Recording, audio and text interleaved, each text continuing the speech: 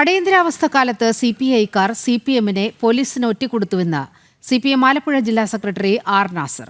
അടിയന്തരാവസ്ഥയെ ഉപയോഗിച്ചുകൊണ്ട് CPM നേതാക്കളെയും സഖാക്കളെയും പോലീസിനെ കൊണ്ട് അറസ്റ്റ് ചെയ്യിപ്പിക്കുകയായിരുന്നുവെന്ന് ആർ നാസർ ആരോപിച്ചത്. അടിയന്തരാവസ്ഥയുടെ 50ാം വാർഷികാചരണത്തിന്റെ ഭാഗമായി സംഘടിപ്പിച്ച ശില്പശാലയിൽ സംസാരിക്കുകയായിരുന്നു നാസർ. അടിയന്തരാവസ്ഥ തടവുകാരായവരിൽ പലരുടെയും പേര് നാസർ എടുത്തു പറഞ്ഞുവെങ്കിലും ജി സുധാകരന്റെ പേര് പരാമർശിക്കപ്പെട്ടില്ല. വിവരങ്ങളുമായി ആലപ്പുഴയിൽ നിന്ന് സുധീഷ് ഗോപാൽ ചേരുന്നുണ്ട്. സുധീഷ്, CPIക്കെതിരെ വലിയ വിമർശനമാണ് നടത്തിയിരിക്കുന്നത്. മറ്റു വിവരങ്ങൾ? നീലിമ, ഇന്ന് അമ്പലപ്പുഴ മണ്ഡലത്തിൽ, അതായത് ആലപ്പുഴ ജില്ലാ കമ്മിറ്റിയുടെ കീഴിലുള്ള സുശീല ഗോപാലൻ പഠന ഗവേഷണ കേന്ദ്രം സംഘടിപ്പിച്ച അടിയന്തരാവസ്ഥയുടെ 50ാം വാർഷികാചരണത്തിന്റെ ഭാഗമായുള്ള ശില്പശാലയിൽ സംസാരിക്കുമ്പോഴാണ് ആർ നാസർ CPIക്കെതിരെ അതിരൂക്ഷ വിമർശനം ഉന്നയിച്ചിട്ടുള്ളത്. അന്ന് മുഖ്യമന്ത്രിയായിരുന്ന അച്യുതമേനോനു വേണ്ടി അന്ന് CPI പ്രവർത്തകരും നേതാക്കളും CPM പ്രവർത്തകരെ ഒറ്റുകൊടുക്കുകയായിരുന്നു പോലീസിനെന്ന വളരെ ഗൗരവതരമായ ഒരു വിമർശനമാണ് ഉന്നയിച്ചിട്ടുള്ളത്. അതായത് അടിയന്തരാവസ്ഥയ്ക്ക് വേണ്ടി ഇന്ദിരാഗാന്ധിയുടെ അടിയന്തരാവസ്ഥ പ്രഖ്യാപനത്തിനെ യോജിച്ചുകൊണ്ട് CPI പ്രവർത്തകർ CPM പ്രവർത്തകരെ പോലീസിന് ഒറ്റിക്കൊടുത്തു എന്നതാണ് പറയുന്നത്.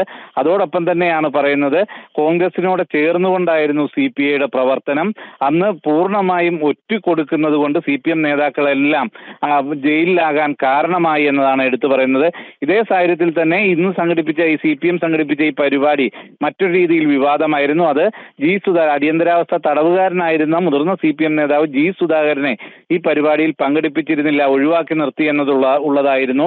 ഇവിടെ വെച്ച് ആർ നാസർ പ്രസംഗത്തിൽ പല ജയിൽവാസം അനുഭവിച്ച പലരുടെയും പേര് എടുത്തു പറഞ്ഞെങ്കിലും ജി സുധാകരന്റെ പേര് പരാമർശിക്കപ്പെട്ടില്ല എന്നതാണ് ഏറ്റവും ശ്രദ്ധേയമായ ഒരു കാര്യം. ഇത് സംബന്ധിച്ച് സലാം MLA ഈ ചടങ്ങിൽ തന്നെ വിശദീകരണം നൽകിയത്, ഇത് ഈ പരിപാടി സംബന്ധിച്ച വാർത്തകൾ മാധ്യമങ്ങൾ വിവാദമാക്കിയതോടെയാണ് ജി സുധാകരനെ അടക്കം ക്ഷണിക്കാതിരുന്നതെന്നാണ് പറഞ്ഞത്. എന്നാൽ ഈ പരിപാടിയിൽ പങ്കെടുക്കുന്ന പ്രധാനികളുടെ എല്ലാം ഫോട്ടോ ഉൾപ്പെടെ പ്രദർശിപ്പിച്ചുകൊണ്ടുള്ള ഫ്ലെക്സുകൾ ആലപ്പുഴ നഗരത്തിൽ അടക്കം പ്രദർശിപ്പിച്ചതിന്റെ അടിസ്ഥാനത്തിലാണ് വാർത്തകൾ വന്നത്. അതിലൊന്നും തന്നെ ജി സുധാകരന്റെയോ മറ്റ് അടിയന്തരാവസ്ഥ തടവുകാരുടെ ആരുടെയും പേര് പരാമർശിക്കപ്പെട്ടിരുന്നില്ല.